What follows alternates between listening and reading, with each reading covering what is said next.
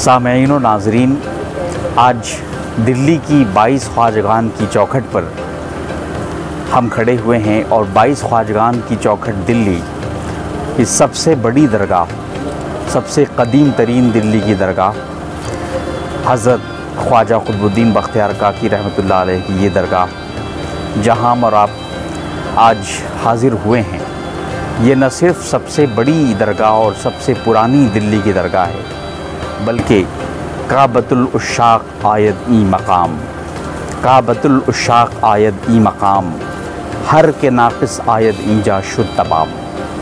ये चौखट आशिकों का काबा है और जो शख्स भी इस चौखट पे आता है तो अगर वो नामुकम्मल है, नाक़िस है तो मुकम्मल हो जाता है, अगर वो इनकम्प्लीट है तो कंप्लीट हो जाता है, और अगर वो कंप्लीट है तो मोस्ट कंप्लीट हो जाता है, अगर वो कामिल है तो कामिल तरीन हो जाता है।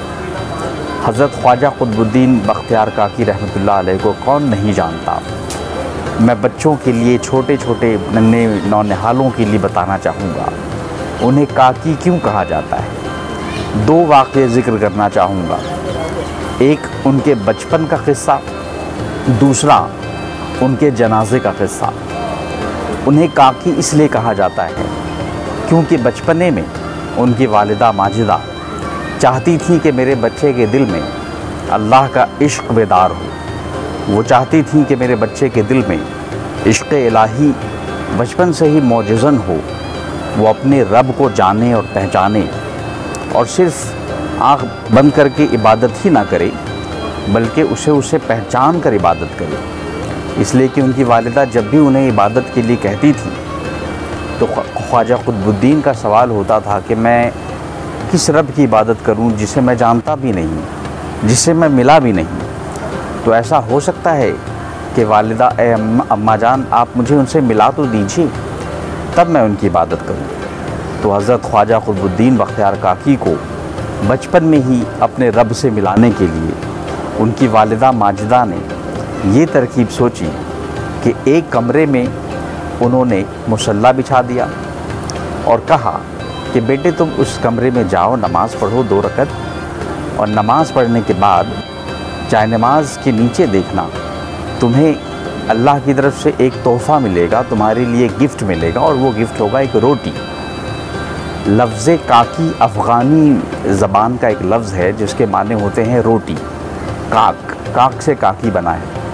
चुनांचे हज़रत ख्वाजा क़ुतबुद्दीन बख्तियार काकी अपनी वालिदा माजिदा की बात सुन के जाए नमाज़ पे जाते हैं, नमाज़ पढ़ते हैं, और नमाज़ पढ़ने के बाद जब मुसल्ले के नीचे रोटी को पाते हैं तो खुशी से फूले नहीं समाते हैं। उन्हें लगता है कि मेरा रब मेरे लिए रोटी भेज रहा है, मैं क्यों ना उस रब की इबादत करूं जो मेरे लिए एक खूबसूरत तोहफ़ा भेज रहा है, मुझे रिज़्क़ दे रहा है। दरअसल वो रोटी उनकी वालिदा रख दिया करती थी पका कर, जो उनके नमाज से पहले रख दिया करती।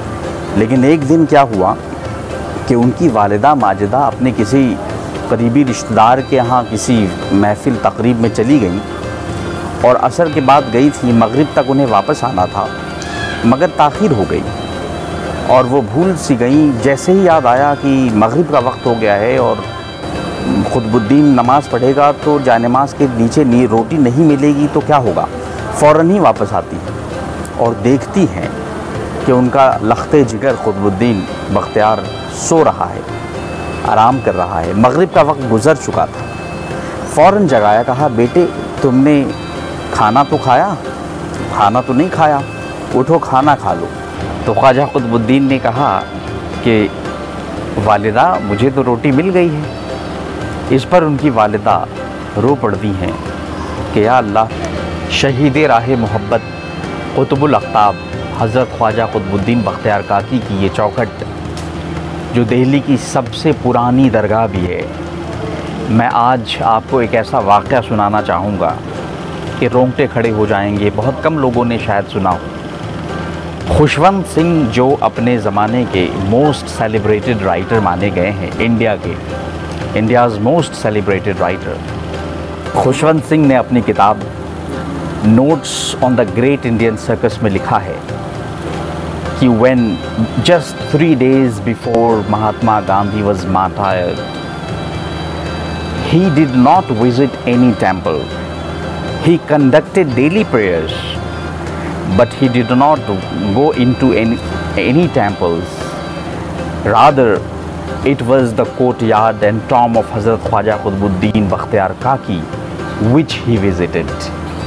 कि महात्मा गांधी ने अपनी शहादत से 3 दिन पहले, अपनी मौत से 3 दिन पहले किसी मंदिर या किसी भी दूसरे प्लेस ऑफ वर्शिप को विज़िट नहीं किया, बल्कि जिस जगह को, जिस मुक़द्दस तरीन जगह को उन्होंने विज़िट किया वो है हज़रत ख्वाजा क़ुतबुद्दीन बख्तियार काकी की दरगाह। और ऐसा क्यों किया महात्मा गांधी?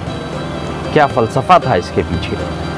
दरअसल ये फ़लसफ़ा था राह मोहब्बत में शहीद होने का। ग़ालिबन उन्हें मालूम था कि सच्चाई के लिए, हक़ानियत के लिए जो रास्ता उन्होंने चुना, जो स्पिरिचुअल फ्रीडम के लिए, आज़ादी के लिए, वो रास्ता वही है जो ख्वाजा क़ुतबुद्दीन बख्तियार काकी ने चुना था। और उनकी ज़िंदगी का ये वाक़या हमेशा के लिए तारीख़ के सफ़हात में मुर्तसिम हो गया। दुनिया भर के सलातीन और ख़ास तौर पे दिल्ली के जितने भी बड़े बड़े बादशाह हैं, सब ने इस चौखट पे न सिर्फ़ ये कि सरे तस्लीम ख़म किया है, सरे न्याज़ ख़म किया है, बल्कि इन्हें ख्वाजा क़ुतबुद्दीन बख्तियार काकी को अपना सबसे बड़ा बादशाह माना है, सबसे बड़ा ताजवर माना है। और सबसे बड़ी बात यह है कि इस जगह को काबतुल उशाक यानी आशिकों का काबा माना है। इसीलिए यहाँ लिखा हुआ है काबतुल उशाक आयद ई मकाम, कि ये मकाम आशिकों का काबा है। हर के नाक़िस आयद ईजा शुद्ध तमाम, जो नाक़िस यहाँ आता है, जो इनकम्प्लीट यहाँ आता है, वो मुकम्मल हो जाता है। जब हज़रत ख्वाजा क़ुतबुद्दीन बख्तियार काकी को हज़रत ख्वाजा अजमेरी मोइनुद्दीन चिश्ती रहमतुल्लाह अलैह ने अजमेर शरीफ से दिल्ली रवाना किया तो एक वसीयतनामा लिखा।